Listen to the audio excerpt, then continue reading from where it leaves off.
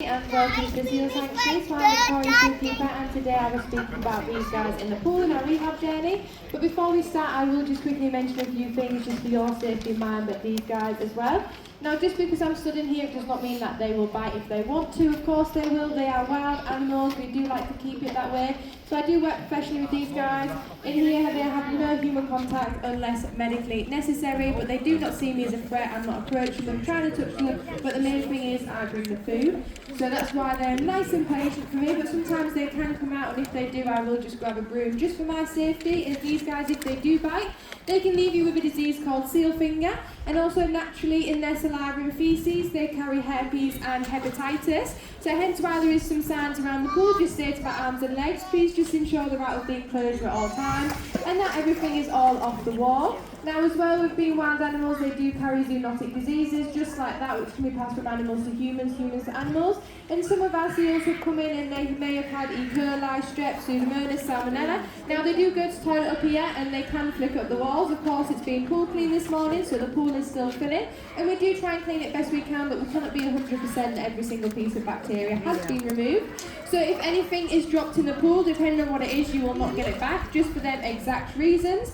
So please just ensure everything's off the wall so there isn't a likelihood of you knocking anything into the pool. And please do not lean over and touch the insides of the walls. So in here we have two species of seal. We have a grey seal and a harbour seal. So the grey seal is this one here, very boisterous, whereas the harbour seals are the nice calm ladies that are down here. Now, harbour seals, you may notice they have a really short snout. Now, a lot of people say that they look like Sappies or Labradors, and it can help you differentiate between the two.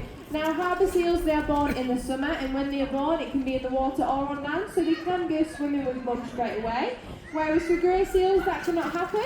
So when they are born, it's in the winter. Now, because of this, they need a nice layer of fur to keep them nice and warm before they get that blubber off their mud. So they pop out absolutely bright white, so they have this really white, dense fur. Now, this fur is not waterproof, so for the first 2 weeks of their life, they cannot go swimming. So as soon as water hits it, it does become really dense, really heavy. They struggle to get back out the sea, struggle to lift themselves back up, and sometimes can be bashed about by the currents or storms, etc. So after 2 weeks, then they get this really nice waterproof speckledy fur. Now you may notice that his snout is just a bit more longer and bigger than the other ones. Now grey seal's name in Latin is referred to a hook-nosed sea pig, so that's where they get it from because of that really prominent nose. So what happens in the wilds, of course, mum, she will give birth to the pup. The pup will then drink the mum's fatty milk for about 2 to 3 weeks, which is really vital for the pup. It's where they gain that fat and that blubber. That makes them nice and warm. After about 3 weeks, she'll wean them off, and then they are with mum for just a total of 4 weeks. So at 4 weeks old, she does leave them, she re-enters the sea, and she starts the process again. So they are left at that really young age to fend for themselves.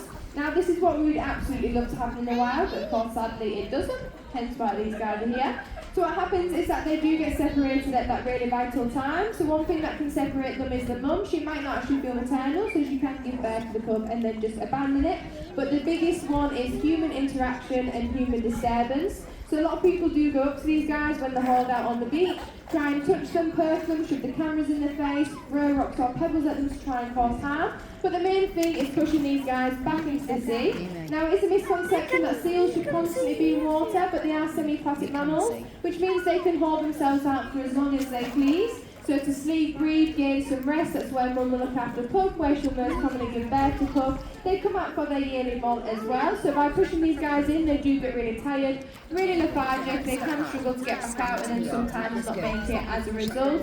And then as well, dogs, a lot of people allow their dogs to run around them, chase them back into the sea, again separating mum and pup, but sadly we get some pups in with some really nasty dog bite wounds and some really deep puncture wounds. And then natural causes, so like the weather, so storms, things like that will separate them. Now this is where we come involved, so members of the public like you guys will see them on the beach and give us a call, and our rescue team will pop out, check on them, evaluate them, make sure they are needs to be brought in and that they're not just simply resting. If they do need our help, then they go straight into the hospital, which is where they get routine medication. So for mouth rot, lung wear, pneumonia, dehydration, being underweight, any wounds. Once they finish all of that treatment, they will move into a quarantine pool. Now that is where they get a tag at the end of their flippers. So for Skegness Seal Sanctuary, it's a white tag, but other sanctuaries can be blue, orange, green, really bold colours. And they do all have a unique number on, which is on the side of the shed with their name and why they are here. These tags are really good as our pups have been spotted in places like Norway, Netherlands, France, Germany, so they have travelled some distance. But some have been seen close to home at places like Donnernugh, Gibraltar Point, Norfolk, Ravenscow and Scarborough, so many places across the UK coast as well. Once they finish that quarantine period, they will make their way to me, who have a very easy job, which is just to fatten these guys up. So for harbour seals, when they reach between 30 and 35 kg, that is their release weight. And today we did say bye to Gingy, who went off at a lovely 33 kg, and he went off amazingly. And then for grey seals, they get released between 35 and 40, as they are a bigger species. In here as well, they do have to properly compete for their fish. So these guys are technically classed as solitary, but of course at breeding time you will see them in large colonies, so they do need to get nice and quick when hunting. Now every year we rescue 60 pups or more. £2,000 or more is spent on each of them from rescue to release. We do not have any sponsorships, partnerships, we just rely on people on coming in. So any donations that is made as well. So this is just a massive thank you from me and everyone else here at the sanctuary for you guys coming in. We really do appreciate it, and of course every year we do have themes. Now this theme is DreamWorks characters. So I will introduce them now. So here we have Prince Charming, then we have Abby, we have Mabel, and we have Smidge. Now I will just let you know what to do when you see a pup on the beach. So of course, like I mentioned, please do not push one in or edge an adult back in. You have to stay minimum 100 metres away from them at all times. Now they are protected under the Marine Mammal Act, so please do not disturb them in the wild or go up to them and try and touch them. As well, please ensure all dogs are on a lead, but if you are worried about a pup, you are more than welcome to give us a call and we will always go out and check on it. Now quickly before I feed these guys, I will just speak to you about this little box that I've got here. So this is called an SOS box, so Save Our Seals box. So when you guys come in and pay the admissions fee, this goes everywhere around the sanctuary. However, the admission fee goes everywhere around the sanctuary. However, this box goes straight to the hospital for any food, medication, equipment, anything the pups need. And of course, our rehab journey is all year round, and we really cannot do it with the help of you guys. So I will feed them and then walk around with this box. Now, if you have a question, please still come and ask me. Please don't feel like you have pressured into the box. I will feed them. I will say the seagull most likely come down and take one. Now we are now a duo act is here every single day, so screaming or clapping will do absolutely nothing except just spook these guys.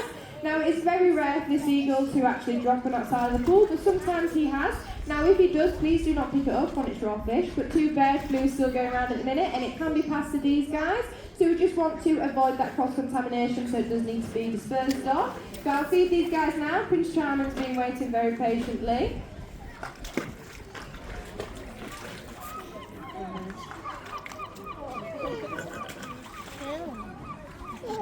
See, I think he's not even chewing it. Come look, the bird's gone in there.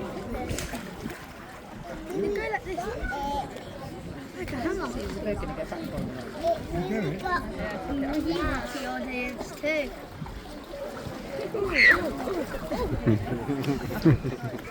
Someone's hit you in the head.